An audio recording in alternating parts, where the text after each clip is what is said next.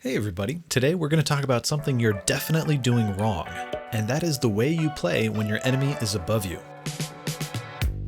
This is a very common position that you'll find yourself in, especially if you're playing against more experienced or more aggressive players. And just to see if you guys understand how to play high ground versus low ground, I'm going to ask you a simple question. Let's say there's a player stuck in a box on low ground, while an aggressive player above them is trying to break and replace the cone and floor on top of the box. Let's say both players have full health, the same weapons, but neither of these players are going to move to a new position. Looking at this fight and just these positions, who do you think has the advantage? Is it the high ground player or the low ground player? Most of you are going to say that the high ground player 100% has the advantage, and that means most of you are 100% wrong.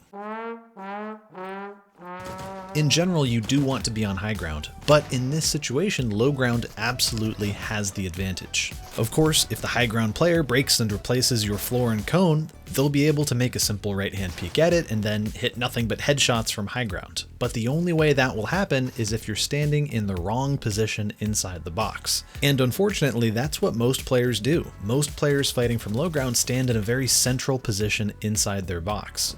This is such a bad habit, but it's also very easy to fix.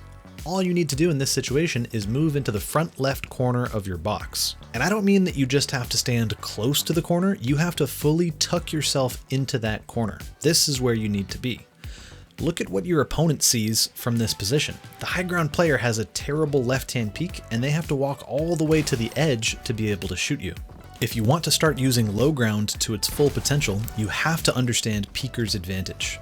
Peeker's advantage is something all multiplayer games have, and it's how you can benefit from the fact that the events happening on your screen are never the same as the events happening on your opponent's screen. Whatever you want to call it, server desync, lag, this is the reason you sometimes get shot behind walls, and it's the reason why skilled builders are able to shoot you without giving you a chance to shoot back. If you're not sure exactly how this works, please watch this video where I talk all about Peeker's advantage. One important thing to understand about Peeker's advantage is this: when you're moving faster, you're getting even more of an advantage.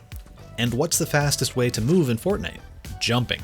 Jumping gives you the absolute strongest Peeker's advantage. Just look at this example where on my screen I can jump and shoot my opponent, but the other player never had a chance to shoot back. That's why in this situation, low ground has such a strong advantage. The low ground player is able to jump and shoot the high ground player, but the high ground player has no way to jump and shoot over that same angle. You can even use this angle in zero build. Understanding that tucked in position is one thing, but to really get the hang of playing low ground, we should look at some common examples. If your opponent is pressuring your box from above, you do need to tuck yourself into this corner, look up, double edit through your floor and cone, jump, shoot the player, and then immediately try to reset the cone above you. If your opponent has you blocked with a wall here, stay tucked into the corner, double edit floor and cone above, and shoot the wall to replace it. Once you've replaced it, make a big edit, jump, shoot the opponent. If they take the wall back from you and make their own edit, reset the cone above you. The goal here is to always make sure that your opponent cannot get a Peeker's advantage of their own. If you leave your floor and cone open like this, your opponent will be able to run over the edge and shoot you first. That's why before every peek, you need to make sure that your cone and floor are closed. You might notice that in all of these fights, you can stay all the way tucked into this front left corner without using any movement at all besides jumping. From low ground in this situation, the only time you might need to move is when your opponent is taking a safer angle to break and replace your cone and floor from a little bit farther away. If you see your opponent shooting through a window, half wall, or over a peanut butter, you won't be able to jump high enough from this close, tucked in position. In this situation, you can find a good peek by backing up inside your box and editing these back tiles of your floor and the front or side of your cone edit. From this angle, you can jump high enough to shoot a player pressuring from a safer angle. But you don't have to do this. You can still just take the wall back from the tucked in position. As you take the wall, the last thing that might happen is this: the high ground player might edit their cone or place a ramp. From low ground, you can shoot, replace, and edit that ramp before going for the same jump shot from the same tucked in position. The idea here is simple, but the timings and crosshair placements might be difficult for you to get dialed in. So I recommend practicing a little bit in creative. I use Raiders Mechanics Practice Map version 5, and you can use scenario number 2 in the piece control section to set up these low ground peaks. You should also practice making these same peaks from diagonal positions. If your opponent is standing one tile to the left or right, you can still find safe peaks by pressing yourself against the correct wall of your box, and you can still safely shoot and replace your opponent's walls. This situation is just one of many possible high ground, low ground fighting setups. A player with more experience probably would not pressure your box from directly above, and a lower skilled opponent might do something silly like stand directly on top of your box. What I like to do in this situation is edit the tile of your floor furthest away from the opponent, and then edit any two opposite corner tiles of the cone. This edit gives you probably the strongest peeker's advantage in the entire game, because it's so easy to line up your shot before jumping, and you can still reset the cone after you shoot. If you're fighting a more experienced player, you'll notice they attack your walls much more often than they attack the top of your box. One of the most common ways for a player to attack your wall is from high ground on a ramp. From the ramp, this player is baiting you into making a bad edit. If you try to peanut butter, the player will just break and replace your wall before you can peek and shoot. That puts you in an unsafe position where you're too far forward to defend yourself with a quick cone edit. In this situation, it's much safer to stand behind your cone and make a bottom right 3-tile edit. This lets you shoot your opponent's feet. And even if you lose the wall, you can protect with your cone edit and move into a new box.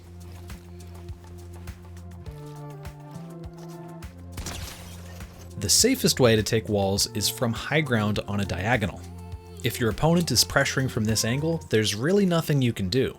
If you make a peanut butter edit, your opponent can counter by tucking into their back left corner, and from this angle, they can shoot you, but you can't see them. On low ground, instead of hoping the player over peaks, it's always better to reposition. You could do that by simply moving closer to them. From here, you can continue the fight in the same way we talked about. As you practice these positions, you'll realize that this is only the first step. Low ground is so strong. All right. As you start dealing more damage from low ground, you'll also need to learn how to play more aggressively, and that means using piece control and learning to phase through walls. That deserves a little Tai Chi. What is more likely though is that you'll make mistakes while playing from low ground, and your opponent will take your walls, floors, cones, or just rush inside your box for a 50-50 aim duel. And this is why the second step after learning simple positions and peaks is always defensive reboxing. You need to get comfortable holding your shotgun out as your opponent breaks your builds, shooting as they break, then using a quick cone and wall edit to escape your box. From here, you'll build a new box and find a follow-up peak. From low ground, this is the easiest way to do that. When your opponent already owns the cone above your box, you really shouldn't try to take it back or hold your floor. Stand on the back side of your box in this situation, and as they break your floor, try to shoot back at the exact moment it breaks, and then immediately look straight down to edit yourself under your cone. Then, edit the bottom left 3 tiles of the wall to your left. From here, build a new box, but don't reset that wall edit, because look at this beautiful peak that you have from low ground. The same edit that you used to escape the box becomes your offensive peak angle from your new box. This gives you another great opportunity to pre-fire as a player continues breaking your builds, or you can reset the cone edit and take back the pieces you lost. Or from the new box, you can just keep spamming the low ground peak that you learned in this video. That whole concept of pre-firing and building a new box is the core of high-level box fighting. You can pre-fire and rebox in any direction while taking a fight from any angle, and that's something we'll talk about in the next video. If you think you're ready to start practicing your low ground plays against real opponents, I recommend starting out in Battle Royale style creative maps like Box PvP or Piece PvP. In either of these maps, try to control the low ground and use the skills you learned in this video to take walls, peek, pre-fire, and rebox. If you're trying to take your skills to the next level right now, check out the links in the video description. That's where you can find my coaching Discord channel and fill out my Google form to sign up for private one-on-one or group coaching sessions. I hope you all learned something about fighting from low ground. Good luck practicing, and I'll see you in the next video.